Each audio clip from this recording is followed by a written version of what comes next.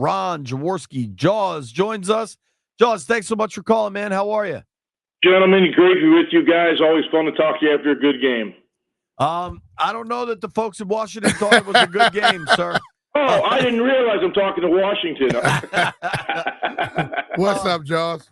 Good, Brian. How are you, brother? Doing good, man. Good. Jaws, what'd you think of, Eagles Commanders last night is a really close game till about 7 minutes in the fourth quarter, and then things changed significantly. Yeah, I think it really showed the disparity between Philadelphia and Washington and down in the trenches. And as we all know, games are won and lost on the line of scrimmage. And, we always talk about the quarterbacks, the running backs, and the skill positions, but we neglect to talk about offensive and defensive linemen. And quite honestly, watching the game, I'm looking at the tape right now. I've gone through a quarter and a half of the all-22, and the Commanders were bullied. The Eagles' offensive line bullied their defensive line. The Eagles' defensive line bullied their offensive line. As a game wore on, the war of attrition was won by the Eagles. They won the line of scrimmage. That's why they won the game. Hey, speaking on that, you said that. So I sit here and people start going at Jayden Daniels and the offense and all. And I'm like, well, if your offensive linemen are hurt and they're getting beat, then your people behind them won't look as good. Do you see it that way? Of course. The quarterback needs to be protected. And, quite honestly, the last couple of weeks, he's not the same guy that I've been looking at for the early part of the season. Mm-hmm. The quick twitch out of the backfield isn't there when he's forced to run. The quick twitch when he's got defenders attacking him just seems not to be there. That's because of the injury. You got ribs in the chest. I'm not sure what it is. If it's ribs, his chest, I don't think it's ever been really identified what his problem is. But he's not been the same guy since he's been hurt. And you put a wounded quarterback in harm's way, he's not going to perform the way he was early in the season. Mm-hmm. I've said it publicly. I said it doing my shows in Philadelphia last week that Jayden Daniels is the best young quarterback I've ever seen. Yeah. And I've seen a lot of guys. I came to this league in 1973. I've seen a lot of good quarterbacks, played against a lot of good quarterbacks.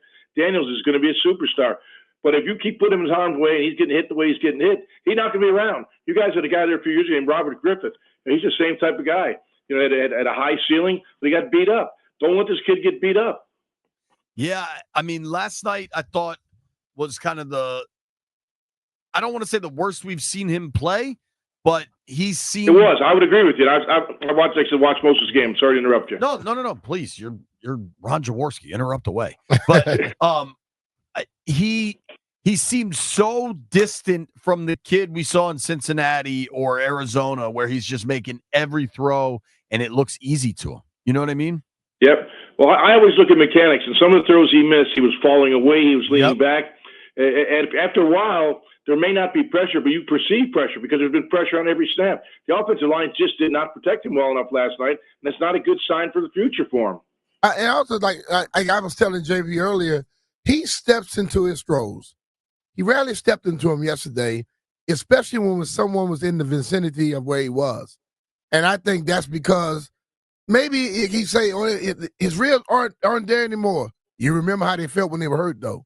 And I think that causes him not to step into the throws. Oh, there's no question. And you start taking that physical beating. And by the way, the Eagles, they only blitzed 5 times. They didn't bring a lot of pressure. They blitzed 5 times in the game. So they weren't coming with all-out blitzes where he had to get rid of the football. So that tells me the 4-man rush was getting home. Now you got 7 defenders, at the second and third level of the defense. So the windows weren't there. There was good coverage by the Eagles secondary, and they were getting it with a 4-man rush because they could drop 7 into coverage. So he wasn't getting those quick windows to throw into. The Eagles did a real good job of defining that he had to hold the football. It was it was really a remarkable game. What do you make of that Eagles linebacking core? Bond and Dean were just excellent, I thought. Yeah, Zach Bond may be the most intriguing player of the year. He came from New Orleans as a free agent. He was basically an edge rusher in New Orleans, had really no impact on games he played. Howie Roseman saw something in him. Vic Fangio, the defense coordinator, saw something in him and moved him inside. And he plays with reckless abandon. He stops the run very well. He's excellent in tackling in the open field. His pass drops are in the proper lanes that he's supposed to be in, and he can rush the quarterback. He's been the MVP of the Eagles defense so far this year. And, the guy's played now, 11 games. He's been really, really excellent. Yeah. I thought Carter and Nolan Smith. I thought all those guys were excellent. How much? I know that you watch a ton of football. We're talking with Ron Jaworski here. When you watch that Commanders O-line, I thought specifically on the offensive line last night, you saw a team that was just severely beat up. When you compare the performance you saw last night to kind of when that offense was cooking, is that how you saw it too, or do you think the Eagles just manhandled them? Yeah, like I said, I thought that as the game wore on, they bullied them. I mean, it was a tight game. And by the way, I don't know what Dan said after the game about not kicking the field goal when the score was 12-10. Yeah, because I'm doing my post game stuff at NBC Sports in Philadelphia. I don't know what Dan said after the game, but I was shocked when he didn't kick the field goal or attempt to kick the field goal with the score 12-10. What was his reasoning for not kicking the field goal? He owned it. I really applaud Dan for this because he came into the press conference and rather than waiting for that question to get asked, he addressed it right off the top. He's like, listen, I know everybody's going to ask me. We thought we're going to have to score touchdowns to win this game. We've been aggressive throughout the season. We wanted to stay true to that. It was a bold call, but we thought it was the right call. We didn't like the execution of the play, obviously, but he stood by that decision. So I like when a coach is accountable and tells why rather than gets defensive and all that. I think it was a questionable decision for sure, to your point. Yeah, I agree with that. I'm thinking you got a chance. You're on the road in a hostile environment. You had a chance to take a lead, and it's almost like putting the white flag out there saying, oh, my defense can't stop them, You get a chance to take a lead in that environment. I think you got to at least attempt the field goal and again to get that lead. That was my gut feeling. I was surprised that that's what he did. A good running game is probably a quarterback's best friend. How important has Saquon been to that offense? He's the most valuable player in the Eagles. He might end up being the most valuable player in the league. And it was kind of interesting because after the bye week, the offense was running through Jalen Hurts. And there's nothing wrong with that because Jalen's an outstanding young quarterback. But he was not playing well. He had a streak of 8 games with an interception. He wasn't playing well. And some of the offensive linemen actually went to Coach Sirianni and said, hey, we got Saquon Barkley here. He's having a hell of a year. Let's run it. Put it on us. Put on the offensive line to block for him. Put it on Saquon to make yards running the football. And Nick Sirianni and Kellen Moore bought into it. So they went to a more rushing oriented. No one runs the ball now more than the Philadelphia Eagles. I think you're probably around 67 or 8% run. No one's even close to them as far as running the football right now since the bye week. So they decided they were going to take the ball out of Jalen's hands. Not literally take it out of him because Jalen still makes a ton of plays, but they're going to be a run-oriented football team. And I think the reason why, as I started to show up, the offensive line is arguably one of the best in football. And they bullied the Washington defensive line. They knocked them off the ball, and it took away their will in that fourth quarter. I mean, Saquon's runs, he wasn't even touched on some of those runs going 20, 30 yards. Yeah. Untouched. So clearly there was good blocking up front. It just wore that defense down. So, Jaws, Philly, I think it's funny because we were going through the rosters yesterday, right, where Washington and Philly were comparable, where Philly had the clear advantage, and Philly had the clear advantage at most roster spots. That said, one thing Brian and I have tried to implore to our listeners here in D.C. is, listen, Washington got beat last night. They got beat at the line of scrimmage, to your point. The offense never really looked that good, but they've still made so much growth this season that Commanders fans should still be excited, big picture. What have you thought of Washington's performance kind of overall this season? Well, I talked about a lot last week. I said anyone thinks that Washington's coming to Philadelphia for a beatdown, you're out of your mind. The games are always close when Washington and Philadelphia get together. It's just a great rivalry. The NFC East has great rivalries, and that's the beauty of it. And I've looked enough tape and watched Washington is their offense and defense run right now. They're getting better. You got a great coach in Dan Quinn. I wasn't beating him up by making that call to go for fourth down. Sure. So I think the team played with tremendous energy.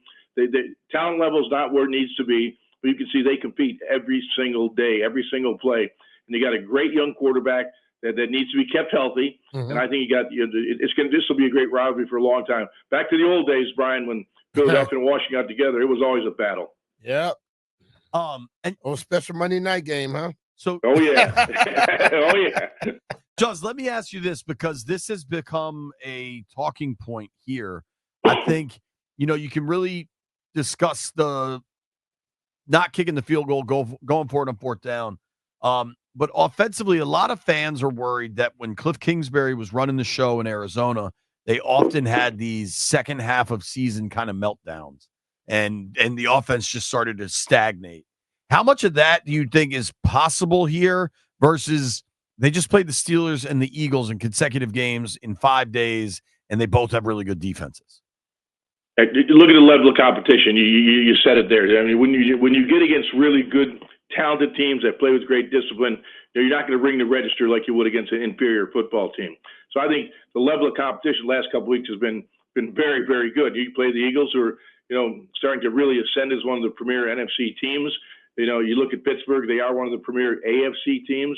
But I've always been a big believer. You start separating yourself. When the leaves are falling from the trees and the snowflakes start to fall, you get to December, that's when you want to be playing your best football. Mm-hmm. And that should be the goal right now of Washington, is to be playing their best football as well as now and in a few weeks when the run really begins to make the playoffs. But they're definitely an improving football team, but their roster's not there yet. Yeah, and I think that should be kind of what folks expected, right? Like It is, but you win 7 games early like that, people forget that. Yeah, no, you get excited, man. You saw really the quarterback playing well. McLaurin. In fact, that was a surprise yesterday's game. McLaurin gets one ball.